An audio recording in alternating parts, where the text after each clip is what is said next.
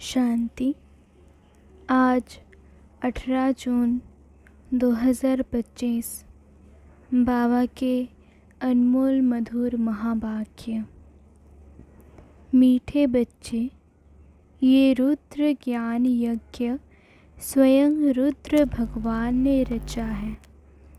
इसमें तुम अपना सब कुछ स्वाहा करो, क्योंकि अब घर चलना है।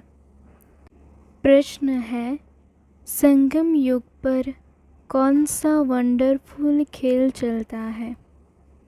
उत्तर है, भगवान के रचे हुए यज्ञ में ही असुरों के विघ्न पड़ते हैं। ये भी संगम पर ही वंडरफुल खेल चलता है। ऐसा यज्ञ फिर सारे कल्प में नहीं रचा जाता। ये है राजस्व अश्वमेध यज्ञ, स्वराज्य पाने के लिए। इसमें ही विघ्न पड़ते हैं। ओम शांति। तुम कहाँ बैठे हो? इनको स्कूल अथवा यूनिवर्सिटी भी कह सकते हो। विश्वविद्यालय है, जिसकी ईश्वरीय ब्रांचेस है। बाप ने बड़े से बड़ी यूनिवर्सिटी खोली है। शास्त्रों में रुद्र यज्ञ नाम लिख दिया। इस समय तुम बच्चे जानते हो, शिव बाबा ने ये पाठशाला अथवा यूनिवर्सिटी खोली है। ऊंच ते ऊंच बाप पढ़ाते हैं। ये तो बच्चों की बुद्धि में याद रहना चाहिए। भगवान हमको पढ़ाते हैं। उनका ये यज्ञ रचा हुआ है। इसका नाम भी बाला है। राजस्व अश्वमेध रुद्र ज्ञान यज्ञ। राजस्व अर्थात स्वराज्य के लिए। अश्वमेध ये जो कुछ भी देखने में आता है, उन सबको स्वाहा कर रहे हैं। शरीर भी स्वाहा हो जाता है। आत्मा तो स्वाहा हो नहीं सकती। सब शरीर स्वाहा हो जाएंगे। बाकी आत्माएं वापिस भागेंगी। ये है संगम युग। बहुत आत्माएं भागेंगी। बाकी शरीर खत्म हो जाएंगे। ये है सब ड्रामा। तुम ड्रामा के वश चल रहे हो। बाप कहते हैं, हमने राजस्व यज्ञ रचा है। ये भी ड्रामा प्लान अनुसार रचा गया है। ऐसे नहीं कहेंगे कि मैंने यज्ञ रचा है। ड्रामा प्लान अनुसार तुम बच्चों को पढ़ाने के लिए कल्प पहले मुआफिक ज्ञान यज्ञ रचा गया है। मैंने रचा है, ये भी अर्थ नहीं निकलता। ड्रामा प्लान अनुसार रचा गया है। कल्प कल्प रचा जाता है। ये ड्रामा बना हुआ है ना। ड्रामा प्लान अनुसार एक ही बार यज्ञ रचा जाता है। ये कोई नई बात नहीं है। अभी बुद्धि में बैठा है, बरोबर 5000 वर्ष पहले भी सतयुग था। अब चक्र फिर रिपीट हो रहा है। फिर से नई दुनिया स्थापन हो रही है। तुम नई दुनिया में स्वराज्य पाने के लिए पढ़ रहे हो। पवित्र भी ज़रूर बनना है। बनते भी वही है जो ड्रामा अनुसार कल्प पहले बने थे, अभी भी बनेंगे। साक्षी हो ड्रामा को देखना होता है और फिर पुरुषार्थ भी करना होता है। बच्चों को मार्ग भी बताना है। मुख्य बात है पवित्रता की। बाप को बुलाते ही है कि आओ पवित्र बनाकर हमको इस छी दुनिया से ले जाओ। बाप आए ही है घर ले जाने के लिए। बच्चों को पॉइंट्स तो बहुत दी जाती है, मुख्य बात फिर भी बाप कहते हैं मन मना भव। पावन बनने के लिए बाप को याद करते हैं, ये भूलना नहीं चाहिए। जितना याद करेंगे उतना फ़ायदा होगा। चार्ट रखना चाहिए, नहीं तो फिर पिछाड़ी में फेल हो जाएंगे। बच्चे समझते हैं हम ही सतो प्रधान थे। नंबरवार पुरुषार्थ अनुसार जो ऊंच बनते हैं उनको मेहनत भी जास्ती करनी पड़ेगी, याद में रहना पड़ेगा। ये तो समझते हो, बाकी थोड़ा समय है, फिर सुख के लिए दिन आने हैं। बरोबर हमारे अथा सुख के दिन आने हैं।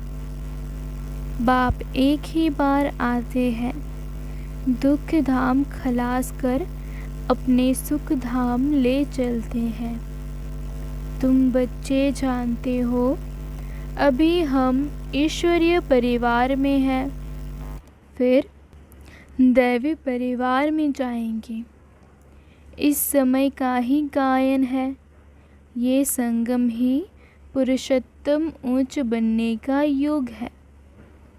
तुम बच्चे जानते हो हमको बेहद का बाप पढ़ा रहे हैं, फिर आगे चल सन्यासी लोग भी मानेंगे, वह भी समय आएगा ना। अभी तुम्हारा प्रभाव इतना नहीं निकल सकता। अभी राजधानी स्थापन हो रही है, टाइम पड़ा है। पिछाड़ी में ये सन्यासी आदि भी आकर समझेंगे सृष्टि का चक्र कैसे फिरता है। ये नॉलेज कोई में नहीं है। ये भी बच्चे जानते हैं पवित्रता पर कितने विघ्न पड़ते हैं। अबलाओं पर अत्याचार होते हैं। द्रौपदी ने पुकारा है ना, वास्तव में तुम सब द्रौपदिया सीताएं पार्वतिया हो। याद में रहने से अबलाएं कुब्जाएं भी बाप से वर्षा पा लेती है। याद में तो रह सकती है ना, भगवान ने आकर यज्ञ रचा है, इसमें कितने विघ्न पड़ते हैं। अभी भी विघ्न पड़ते रहते हैं। कन्याओं को जबरदस्ती शादी कराते हैं, नहीं तो मार कर निकाल देते हैं। इसलिए पुकारती है, हे पतित पावन आओ। तो ज़रूर उनको रथ चाहिए जिसमें आकर पावन बनाए। गंगा के पानी से पावन नहीं बनेंगे, बाप ही आकर पावन बनाए, पावन दुनिया का मालिक बनाते हैं।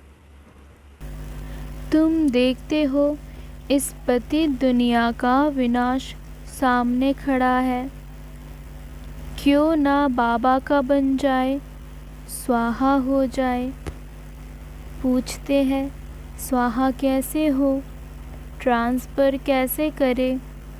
बाबा कहते, बच्चे तुम इस साकार बाबा को देखते हो ना, ये खुद करके सिखा रहे हैं।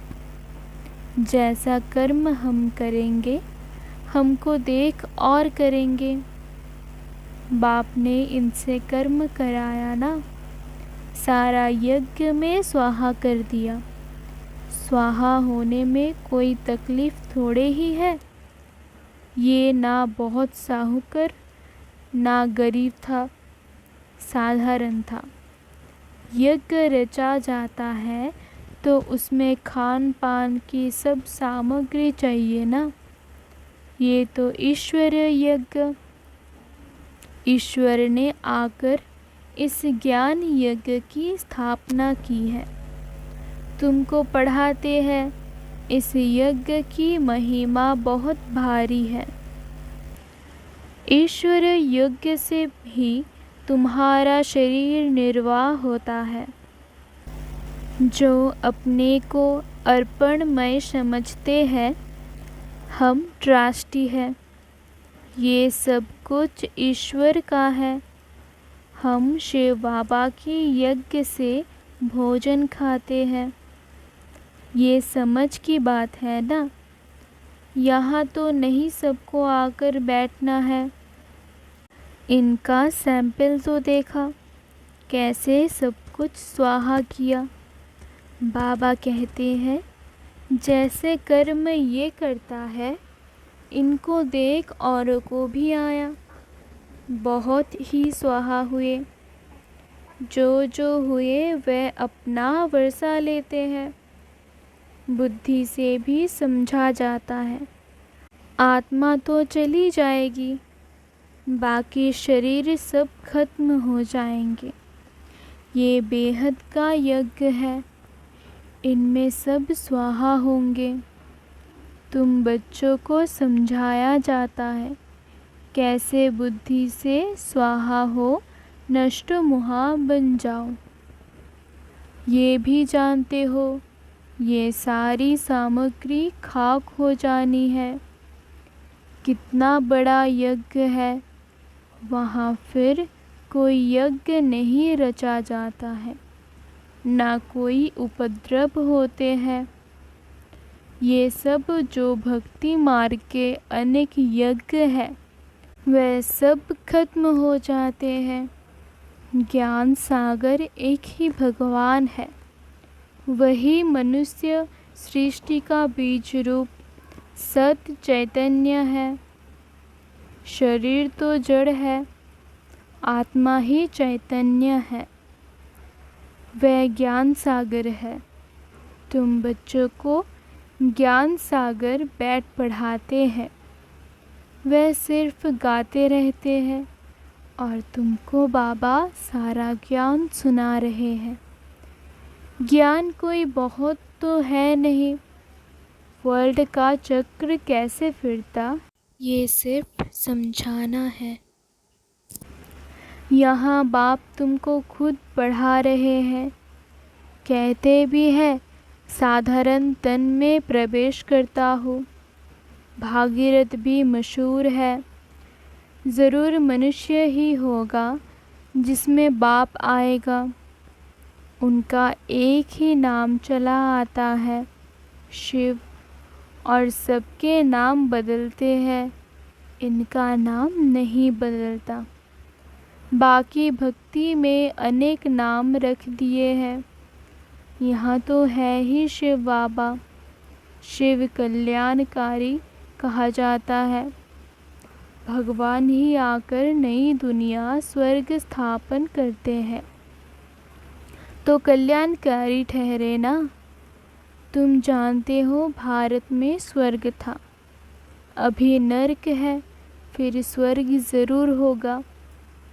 इनको कहा जाता है पुरुषोत्तम संगम युग, जबकि बाप खिवेया बन तुमको इस पार से उस पार ले जाते हैं। ये है पुराने दुख की दुनिया, फिर ज़रूर नई दुनिया होगी ड्रामा अनुसार, जिसके लिए तुम अभी पुरुषार्थ करते हो। बाप की याद ही घड़ी घड़ी भूल जाती है, इसमें है मेहनत। बाकी तुमसे जो विकर्म हुए हैं, उनकी सज़ा कर्म भोग के रूप में भोगनी ही पड़ती है। कर्म भोग अंत तक भोगना ही है, उसमें माफ़ी नहीं मिल सकती है।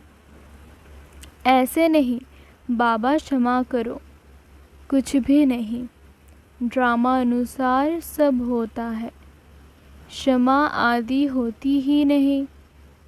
हिसाब किताब चुकता करना ही है। तमो प्रधान से सतो प्रधान बनना है। इसके लिए श्रीमत भी मिलती है। श्री श्री शिव बाबा की श्रीमत से तुम श्री बनते हो।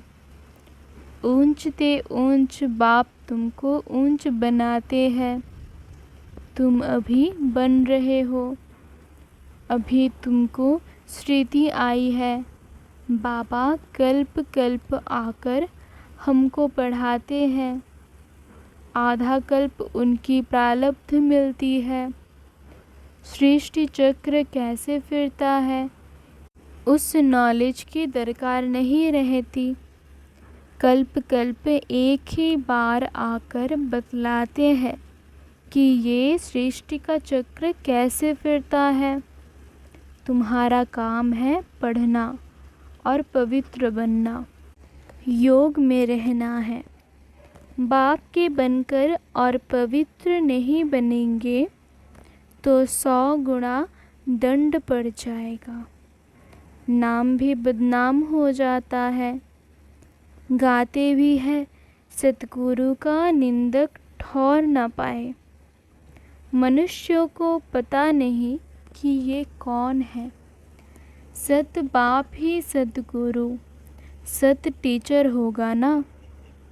तुमको पढ़ाते हुए है। सच्चा सतगुरु भी है। जैसे बाप ज्ञान का सागर है, तुम भी ज्ञान के सागर हो ना। बाप ने तो सारा ज्ञान दे दिया है। जिसने जितना कल्प पहले धारण किया है उतना ही करेंगे। पुरुषार्थ करना है। कर्म बिगड़ तो कोई रह नहीं सके। कितने भी हठयोग आदि करते हैं, वह भी कर्म है ना। ये भी एक धंधा है। आजीविका के लिए नाम होता है, बहुत पैसा मिलता है। पानी पर, आग पर चले जाते हैं, सिर्फ उड़ नहीं सकते हैं। उसमें तो पेट्रोल आदि चाहिए ना। लेकिन इनसे फ़ायदा तो कुछ नहीं, पावन तो बनते नहीं। साइंस वालों की भी रेस है, उनकी है साइंस की रेस और तुम्हारी है साइलेंस की। सब शांति ही मांगते हैं। बाप कहते हैं शांति तो तुम्हारा स्वधर्म है। अपने को आत्मा समझो। अपने घर चलना है शांति धाम। ये है दुख धाम। हम शांति धाम से फिर सुख धाम में आएंगे। ये दुख धाम खलास होना है। ये अच्छी रीति धारण कर फिर औरों को धारण कराना है। बाकी थोड़े रोज़ है। वह पढ़ाई पढ़कर फिर शरीर निर्वाह अर्थ माथा मारना पड़ता है। तकदीरवान बच्चे फौरन निर्णय ले लेते हैं कि हमें कौन सी पढ़ाई पढ़नी है, उस पढ़ाई से क्या मिलता है और इस पढ़ाई से क्या मिलता है। इस पढ़ाई से तो 21 जन्मों की प्रारब्ध बनती है। तो ख्याल करना चाहिए कि हमको कौन सी पढ़ाई पढ़नी है। जिसको बेहद के बाप से वर्षा पाना है, वह बेहद की पढ़ाई में लग जाते हैं। परंतु ड्रामा प्लान अनुसार कोई की तकदीर में नहीं है, तो फिर उस पढ़ाई में चटक पड़ते हैं। ये पढ़ाई नहीं पढ़ते, कहते फुर्सत नहीं मिलती। बाबा पूछते हैं कौन सी नॉलेज अच्छी, उनसे क्या मिलेगा और इनसे क्या मिलेगा। कहते हैं बाबा जिस्मानी पढ़ाई से क्या मिलेगा, थोड़ा करके कमाएंगे। यहाँ तो भगवान पढ़ाते हैं। हमको तो पढ़कर राजाई पद पाना है, तो ज़्यादा ध्यान किस बात पर देना चाहिए। कोई तो फिर कहते बाबा वह कोर्स पूरा कर फिर आएंगे। बाबा समझ जाते हैं इनकी तकदीर में नहीं है।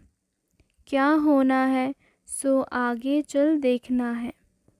समझते हैं शरीर पर भरोसा नहीं है तो फिर सच्ची कमाई में लग जाना है। जिसकी तकदीर में है वही अपनी तकदीर जगाएंगे।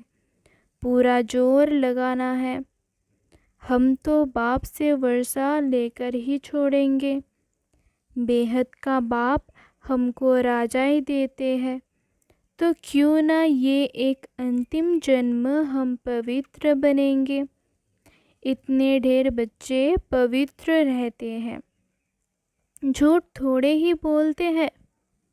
सब पुरुषार्थ कर रहे हैं, पढ़ रहे हैं, फिर भी विश्वास नहीं करते। बेहद का बाप आते ही तब है जब पुरानी दुनिया को नया बनाना होता है।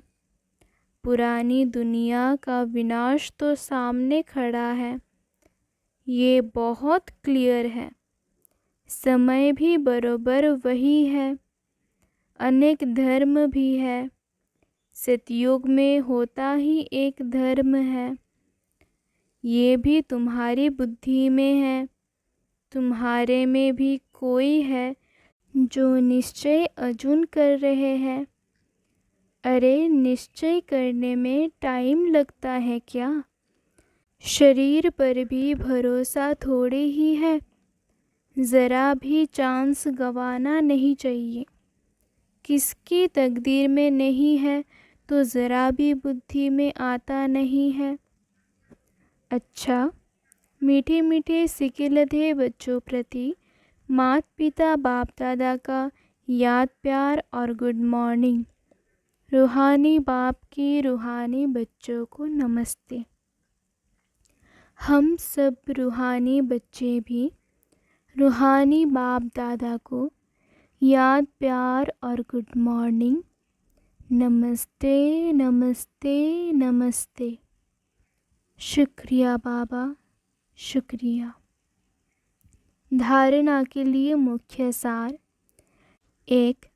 सच्ची कमाई कर 21 जन्मों के लिए अपनी तकदीर बनानी है। शरीर पर कोई भरोसा नहीं है, इसलिए ज़रा भी चांस नहीं गंवाना है। 2. नष्ट मोहा बनकर अपना सब कुछ रुद्र यज्ञ में स्वाहा करना है।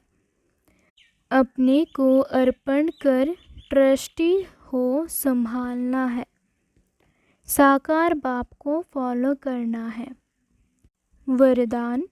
ईश्वरीय नशे द्वारा पुरानी दुनिया को भूलने वाले सर्व प्राप्ति संपन्न भव। जैसे वह नशा सब कुछ भुला देता है, ऐसे ये ईश्वरीय नशा दुखों की दुनिया को सहज ही भुला देता है। उस नशे में तो बहुत नुकसान होता है। अधिक पीने से खत्म हो जाते हैं, लेकिन ये नशा अविनाशी बना देता है। जो सदा ईश्वरीय नशे में मस्त रहते हैं वह सर्व प्राप्ति संपन्न बन जाते हैं। एक बाप दूसरा ना कोई, ये स्मृति ही नशा चढ़ाती है। इसी स्मृति से समर्थी आ जाती है। स्लोगन। 1-2 को कॉपी करने के बजाय बाप को कॉपी करो। अव्यक्त इशारे। आत्मिक स्थिति में रहने का अभ्यास करो। अंतर्मुखी बनो। अंतर्मुखी रहने वाले ही हर ज्ञान रत्न की गुच्छता में जा सकते हैं। ज्ञान के हर पॉइंट का राज क्या है और किस समय किस विधि से उसे कार्य में व सेवा में लगाना है, इस तरफ से उस पर मनन करते उस राज के रस में चले जाओ तो नशे की अनुभूति कर सकेंगे। अच्छा, ओम शांति।